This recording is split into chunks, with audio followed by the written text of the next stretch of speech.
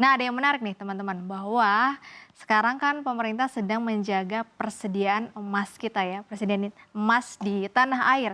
Nah, pemerintah akhirnya menerbitkan bea keluar atau bea ekspor untuk komoditi emas. Nah, cuman yang jadi pertanyaannya kira-kira ini akan memberatkan nggak ya, terutama buat perusahaan-perusahaan produsen emas, terutama yang sudah listing di Bursa Efek Indonesia. Apalagi di tengah kenaikan harga emas yang masih cukup masif gitu ya, meskipun sudah mulai terbatas di level 4.000 hingga 4.200 US dollar per troy ounce. Nah, mungkin teman-teman kita harus cek dulu nih usulan kebijakan tarif bea keluar untuk di sektor komoditi emas.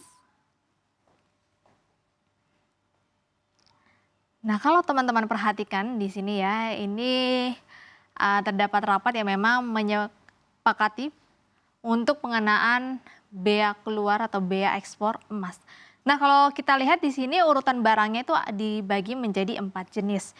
Yang pertama adalah dero dalam bentuk bongka kayak ingot, batangan gitu ya, dalam bentuk lainnya itu kalau kita lihat tarif sebelumnya itu 12,5%. Itu nantinya akan dinaikkan 2,5% menjadi 15%. Kemudian untuk emas atau paduan emas itu nantinya ini yang belum berbentuk ya, itu dinaikkan juga dari 12,5% menjadi 15%. Kemudian untuk emas yang masih bongkahan juga tidak termasuk dari dore gitu ya. Di sini juga naik dari 10% hingga 12,5%. Dan untuk di sini untuk yang barsnya atau main bars itu naik sama 2,5% dari 7,5% menjadi 10%. Nah, sekarang pertanyaannya adalah untuk apa sih bea keluar ini diterapkan? Mungkin kita bisa bergeser di slide selanjutnya. Jadi kalau teman-teman ketahui bahwa sekarang persediaan emas gitu ya di dalam tanah air ini sudah mulai berkurang gitu akibat terjadi terus pengerukan. Cuman sayangnya hal ini tidak sejalan karena permintaan masih cukup tinggi tapi persediaannya sudah mulai terbatas. Akhirnya pemerintah menerapkan nih, memang masih tahap finalisasi ya, menerapkan bea keluar untuk ekspor emas bahkan hingga 15%. Tentu saja ini bisa jadi beban karena kenaikan 2,5% itu sangat berdampak cukup signifikan terutama banyak yang melakukan ekspor. Kemudian bea ekspor ini berlaku untuk dore dan emas yang memang tidak ditempa, contohnya kayak granules, kemudian paduan emas dengan tarifnya tadi 12,5% hingga 15%. Jadi ini nantinya tergantung dari harga mineral acuan ya atau HMA. Kemudian untuk emas yang sudah jadi atau yang sudah diolah seperti emas perhiasan itu nggak berlaku. Jadi ini emas-emas yang masih dalam bentuk bongkahan. Nah, tujuannya untuk apa? Jadi tujuannya pastinya untuk mendorong hilirisasi dan juga meningkatkan ekspor perhiasan emas. Jadi pengennya kalau bisa dikirimnya udah dalam bentuk jadi gitu ya. Kemudian aturan telah disepakati lintas kementerian tapi masih ada saham emas nih ya ternyata yang relatif minim dampaknya, terutama yang memang nggak banyak melakukan ekspor ya, atau justru lebih cenderung penjualan emasnya di dalam negeri atau domestik. Nah, kira-kira siapa saja sih yang justru emiten-emiten yang melakukan penjualan lebih banyak di domestik? Kita bergeser di slide selanjutnya. Nah, di sini ada Aman, MDKA, PSAB, UNTR, Arci, BRMS, dan juga Antam. Yang warna navy ini adalah ekspor, dan untuk yang warna biru lebih muda ini adalah penjualan terhadap dalam negeri atau domestik.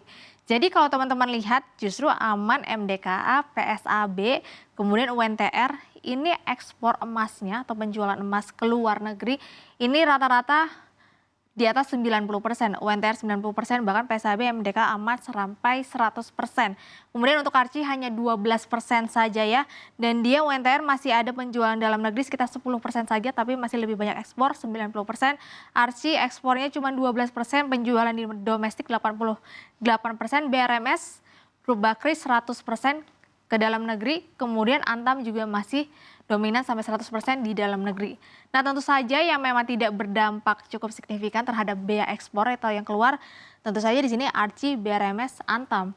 Dan yang paling terdampak tentu saja yang paling tinggi di atas 90% itu ada Aman, MDKA, PSAB, dan juga UNTR atau United Tractor. Nah, kalau melihat seperti ini kira-kira kinerja keuangannya gimana sih? Masih berprospek gak? Nah, kita ketahui harga emas di sepanjang tahun ini sempat menyentuh level 4.500-an ya, 4.500 US dollar per troy ounce, bahkan sempat naik 60% secara year to date. Kalau teman-teman lihat di sini saya hanya membahas tadi di mana ekspornya kecil atau bahkan hampir tidak ada, tapi justru lebih banyak penjualannya di domestik, ada BRMS, Antam, Archie.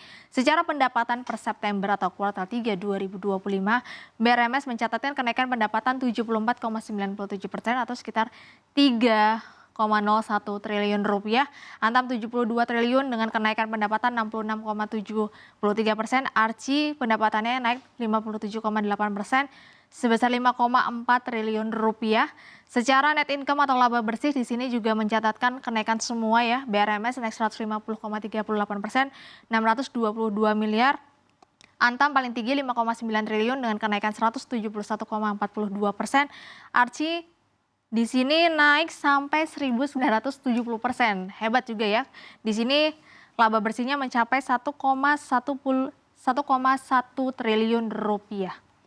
Nah, kalau teman-teman lihat untuk produksi dari emas Antam itu ya, itu mencapai sekitar 590 kg atau kurang lebih 18.969 troy ounce. Memang ada terjadi kendala pasokan. Untuk cadangan dari Antam sendiri itu kurang lebih sekitar 166.000 ons, untuk resource-nya di 852.000 ons ya, memang lebih kecil dibandingkan dengan para pesaingnya. Untuk BRMS sendiri untuk produksi emas dore ya, khusus dore itu meningkat menjadi 56.000,5 troy ounce, itu memang ditopang dari ada beberapa fasilitas baru di produksinya. Kemudian untuk cadangannya kurang lebih 4,6 juta troy ounce, untuk resource-nya lebih dari 10 juta dan memang menjadi salah satu cadangan terbesar di Indonesia. Nah, mungkin selain ini kita juga bisa melihat dari sisi valuasinya.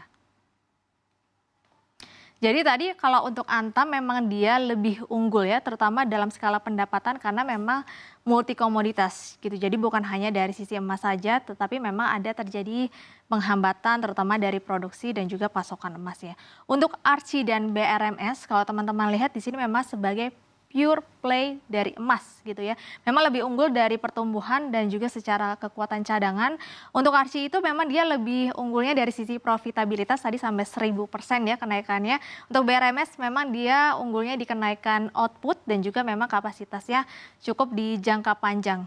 Nah, kalau harga emas ini terus mengalami kenaikan, tentu saja ini menguntungkan di 3 emiten ini. Nah, cuman pertanyaannya yang paling murah yang mana? Karena harga saham emas saat ini udah pada melesatnya cukup signifikan. BRMS PBV saat ini di 6,7 sudah lumayan sih ya, lumayan mahal.